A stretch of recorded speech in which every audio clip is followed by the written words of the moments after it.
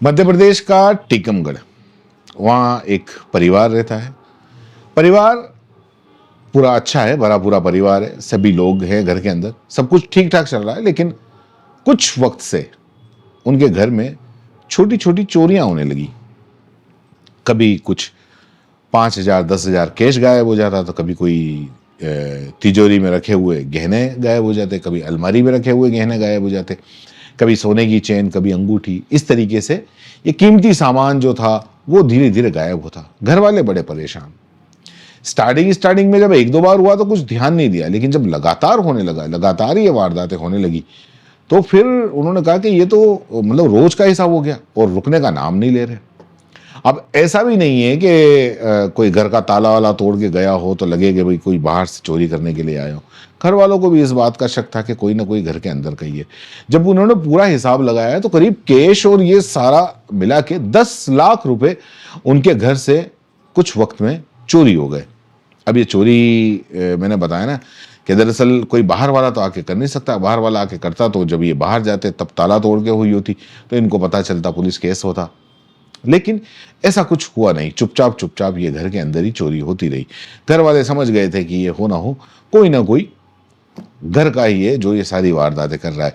अब घर वाले पुलिस में कंप्लेन करें उससे पहले वो अपने स्तर पर वो छानबीन करते हैं।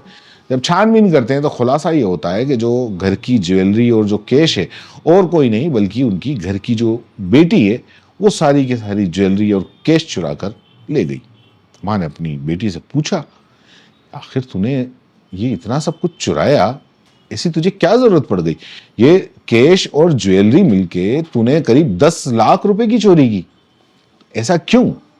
बेटी पहले तो मना करती रही, इधर उधर टालती रही, लेकिन बाद में जब माँ ने सख्ती से पूछा कि चुराया तो तूने ही है, और तो कौन चुराएगा, तो वो फपक फपक कर रो पड़ी। माँ से लिपट के रो पड़ी और उसने कहा कि माँ, मैं पिछले कई दिनों से बहुत परेशान हूं। आपको मैं सब कुछ बताना चाह रही थी लेकिन मैं आपको बता नहीं सकी। पिछले काफी वक्त से दो युवक मुझे ब्लैकमेल कर रहे हैं क्योंकि उनके पास में मेरे कुछ न्यूड फोटो हैं और वो मुझे वायरल करने की धमकी देते हैं। और अगर वो कहते हैं कि हमारी बात नहीं मानी या मुझे ये पैसे नहीं दिए तो मैं इन फोटो को वायरल कर दूंगा। हमेशा मेरे साथ, मेरे जिस्म के साथ खेलते हैं, मुझसे हमेशा पैसे मंगवाते रहते हैं। माँ बड़ी हक्की बक्की पूछती है कि कौन लोग हैं वो, और अगर थे तो तूने मुझे पहले क्यों नहीं बताया? बताना चाहिए था, आखिर क्या बात है? लड़की सारी बात बताती, जो भी उसने जो बात बताई वो आगे मैं आपको बताऊंगा। अगर आप इस चैनल के ऊपर नए आए हैं तो सब्सक्राइब करिए और लाइक और कमेंट आप जरूर करिए। तो लड़की अपनी मां को बताती है कि पिछले साल 24 मार्च 2024 को टीकमगढ़ के ही दो लड़के, विशाल साहू और रोहित साहू, वो दोनों लड़के मुझे किडनैप करके टीकमगढ़ की एक हवेली रोड के ऊपर एक होटल है उसमें ले जाते हैं। वहाँ इनके जो जो होटल है वो इनके एक दोस्त का ही होटल है, और ये होटल का संचालक कोई और नहीं, कोई आम आदमी नहीं बल्कि नामी गिरामी है, यानी कि भाजपा का एक बड़ा नेता है। इसलिए यहाँ पर कोई रोक टोक नहीं, किसी का कोई डर नहीं है। और इसी होटल में उस लड़की को ले जाया जाता है। साथ में दोनों लड़के सामूहिक दरिंदगी करते हैं, यहाँ तक कि एक उसके साथ में दुष्कर्म करता है तो दूसरा उसका वीडियो बनाता है। इसके बाद उस वीडियो के जरिए ये दोनों लड़के उस लड़की को ब्लैकमेल करते हैं और ये कहते हैं कि अगर तूने किसी को कहा, किसी को भनक लगी तो ये ठीक नहीं होगा, तुम्हारी इज्जत को हम नीलाम कर देंगे, तुम्हारा वीडियो हम वायरल कर देंगे। अब लड़की डरी सहमी, नाबालिग बच्ची होती है, सहम समझ नहीं पाती है क्या करे। वो चुपचाप अपने घर चली जाती है। और उसके बाद से पिछले मार्च से लेके अब तक कई दफ़े उस लड़की को इस वीडियो के तहत वो ब्लैकमेल करते हैं, उसको मिलने के लिए बुलाते हैं, उसके साथ में बलात्कार करते हैं। और इसके साथ साथ अगर लड़की नहीं आती है तो उससे पैसे की डिमांड भी करते हैं। लड़की से पैसे ऐंठने के लिए उसे तरह तरह की तरकीबें बताते हैं।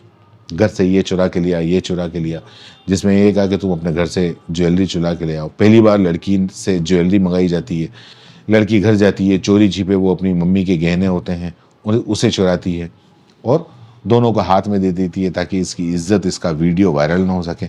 और अब जब उसे एक बार लगने लगता है कि ये सारी चीज़ें आगे नहीं जाएंगी, लेकिन ये तो एक तरीके से एक ज़रिया बन गया उनकी कमाई का, तो उस लड़की से पैसे ऐंठने को अब ये लड़के लगातार कहते हैं आए दिन कि जाओ तुम पैसे दो, कभी 10,000, कभी 20,000, कभी 50,000, ऐसा करके वो उससे रकम की डिमांड उसकी करने लग जाते हैं। अब लड़की मजबूर अपने घर के अंदर जाती है, पिता के बटुए से पैसे चुरा चुरा कर वो अपने पास में रखती है, अपने पास में वो जमा करके रखती है ताकि जब भी उनकी डिमांड हो तो वो उनको दे सके।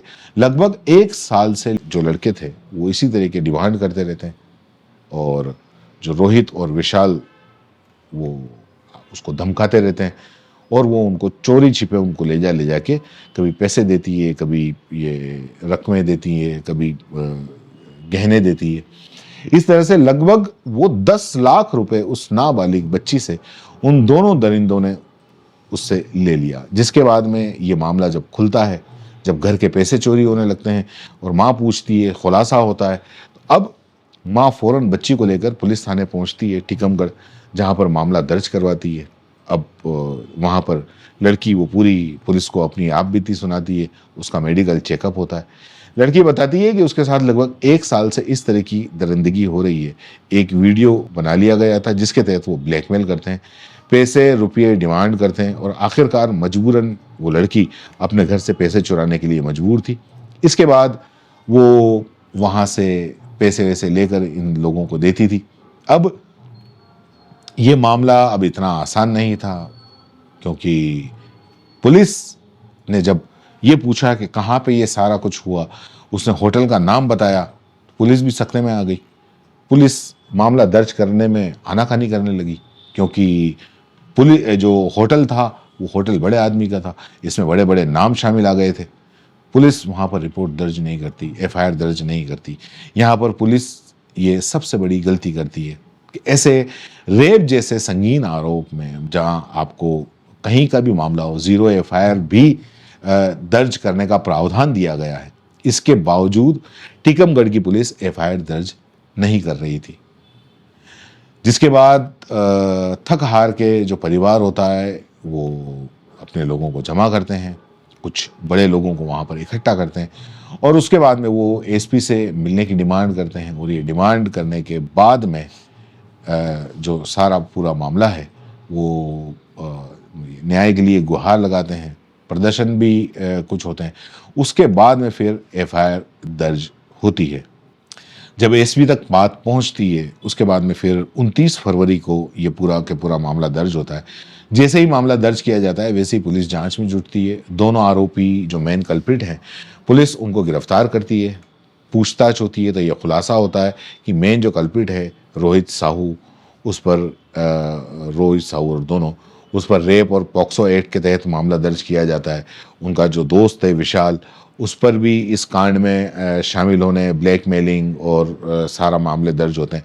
अब ये मामले की जांच चल रही है कि एक और जो नाम सामने आया है, इसमें बीजेपी नेता का एक नाम सामने आया है।